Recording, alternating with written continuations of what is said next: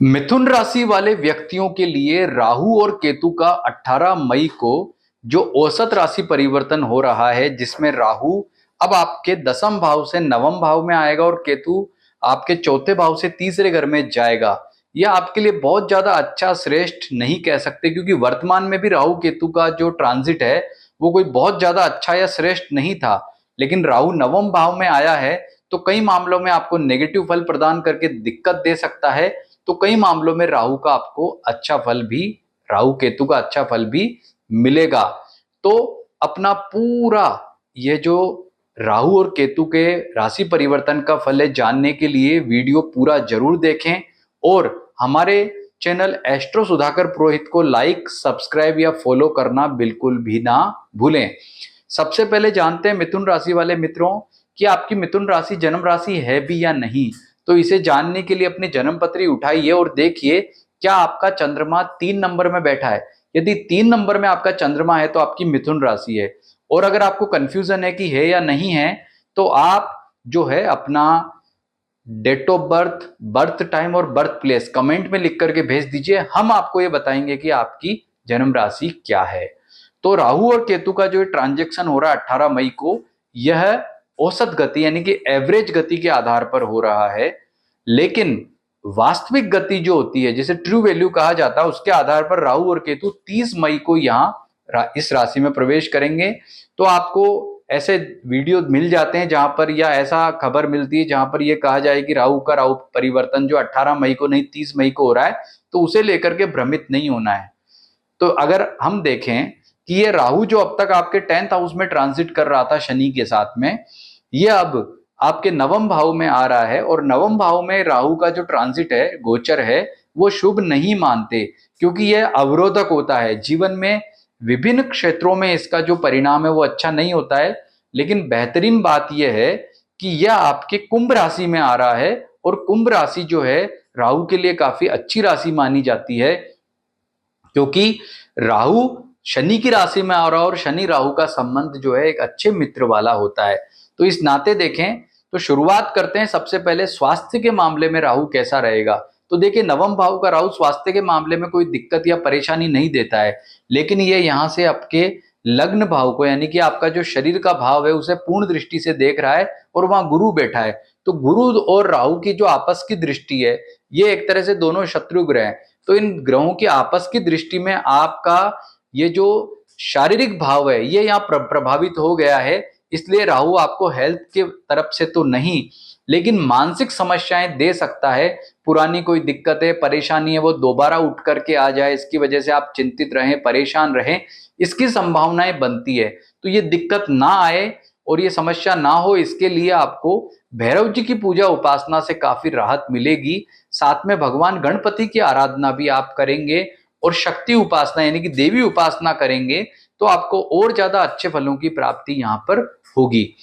अगर आप इससे, ये जो समस्या, इससे बचना चाहते हैं, तो अपनी जन्म पत्री में आप बुध की स्थिति को देखिए, क्योंकि आपकी राशि का स्वामी भी बुध है। यदि बुध आपकी जन्म पत्री में पॉजिटिव है, तो ऐसी स्थिति में आपको पन्ना रत्न पहनने से भी राहु से दिक्कत मिले, जो समस्या होने वाली उससे निजात मिलेगी। कारण क्या है कि बुध जब नेगेटिव, राहु जब नेगेटिव होता है तो बुध उसके नेगेटिव फलों को जो है वो समाप्त कर देता है, बशर्ते बुध मजबूत हो। तो आप पन्ना रत्न पहनते हैं तब भी यहाँ पर राहु की नेगेटिविटी दूर होती है। यानी कि जितने भी आपको उपाय बताए हैं रेमेडी के, वे सारे हेल्थ के मामले में ही नहीं, वरन राहु केतु के जितने भी ट्रांजिट के नेगेटिव जो फल है वो सभी आपके समाप्त होते हैं। और तीसरे घर में केतु स्वास्थ्य के मामले में इतना नेगेटिव नहीं कह सकते, तो केतु का यहाँ कोई विशेष नेगेटिव फल आपका नहीं रहेगा।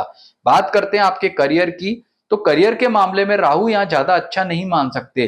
तीसरे घर में केतु जो है स्वभाव से जिद्दी बनाता है, तो आप में अड़ियलपन नहीं आना चाहिए, फ्लेक्सिबिलिटी रहनी चाहिए कि कोई भी डिसीजन है वो तुरंत लेना है, लेकिन प्यार से।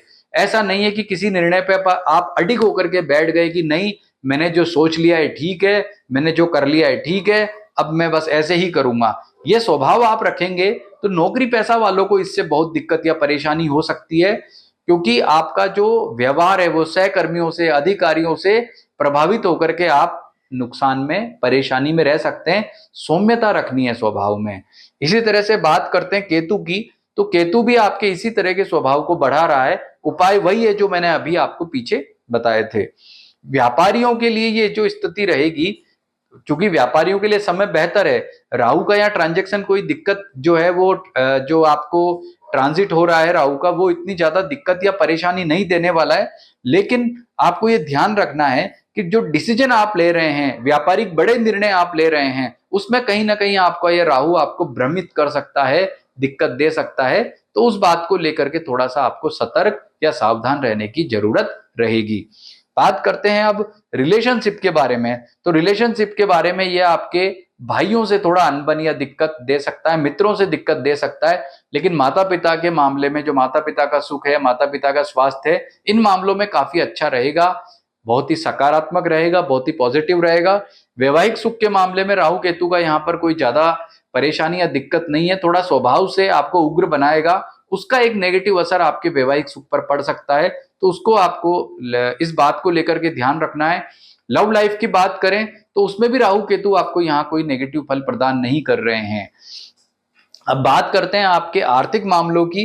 तो आर्थिक मामलों में राहु ज्यादा अच्छा नहीं मानते, कहते हैं कि नवम भाव में जब राहु आता है तो व्यक्ति की आर्थिक स्थिति को काफी नेगेटिव करता है। तो आपको धन के लेन देन में बहुत ही सावधानी बरतनी होगी, धन का संचय करना होगा, अतिरिक्त खर्चों से बचना होगा, मित्रों को या इधर उधर उधारी नहीं देनी होगी, वरना क्या होगा, ये आर्थिक संकट क्रिएट कर सकता है। और इस आर्थिक संकट से बचने के लिए आपको सबसे श्रेष्ठ उपाय है कि आप भैरव उपासना करें, पन्ना रत्न धारण करें, अगर बुध आपकी जन्म पत्री में पॉजिटिव है।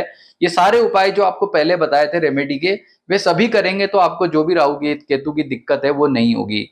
अब बात करते हैं स्टूडेंट्स के लिए, विद्यार्थियों के लिए। तो देखिए विद्यार्थियों के लिए काफी ठीक है, यहाँ पे कोई दिक्कत या परेशानी नहीं दे रहा है। लेकिन एक बात ध्यान रखनी है कि राहु यहाँ पर नवम दृष्टि से आपके यहाँ पर भाव को देख रहा है, और गुरु की भी यहाँ पर पूर्ण दृष्टि पड़ रही है। तो गुरु की पूर्ण दृष्टि पड़ने से विद्यार्थियों के लिए काफी अच्छा हो रहा है, पॉजिटिव हो रहा है। और राहु की दृष्टि थोड़ा भ्रमित करती है, तो विद्यार्थियों के लिए समस्या है कि उनको थोड़ा भ्रम का स्थिति रह सकती है। कोई भी काम करेंगे, पढ़ाई करेंगे, एग्जाम चल रहा है, आंसर लिखने बैठे तो उसी में भ्रम की स्थिति हो गई। तो ये भ्रम की स्थिति से बचने के लिए आपको भगवान गणपति की आराधना करनी होगी, और भगवान गणपति ओम गम गणपते नमः इस मंत्र का जप भी आप कर ले, तो उससे जो भी है राहु का ट्रांजिट नेगेटिव है, दिक्कत है, परेशानी है, नहीं होगी। और जो है समाधान भी आपको बेहतरीन तरीके से मिलेगा। तो सार रूप में कहें तो मिथुन राशि वालों के लिए राहु का 9th हाउस में आना, 9वें घर में आना, और केतु का 3रे घर में आना कोई बहुत ज्यादा अच्छे या सकारात्मक फल नहीं दिखाता है, लेकिन कई मामलों में आपको बेहतरीन फल भी प्रदान कर रहा है। तो आपको क्या करना है, जिसमें नेगेटिविटी है उसे रेमेडी के द्वारा ठीक करने की आपको उपाय करने चाहिए, जिससे वह दिक्कत आपकी सही होगी, और आपको राहु और केतु के बहुत ही बेहतरीन और अच्छे फल प्राप्त होंगे। क्योंकि आप देखेंगे कि गुरु भी यहाँ बहुत ज्यादा अच्छा नहीं है, शनि भी दसम भाव में कोई बहुत ज्यादा बेहतरीन नहीं माना जाता है। ऐसी स्थिति में उपाय करने से ही आपको राहु और केतु का श्रेष्ठ फल प्राप्त हो पाएगा। नमस्कार।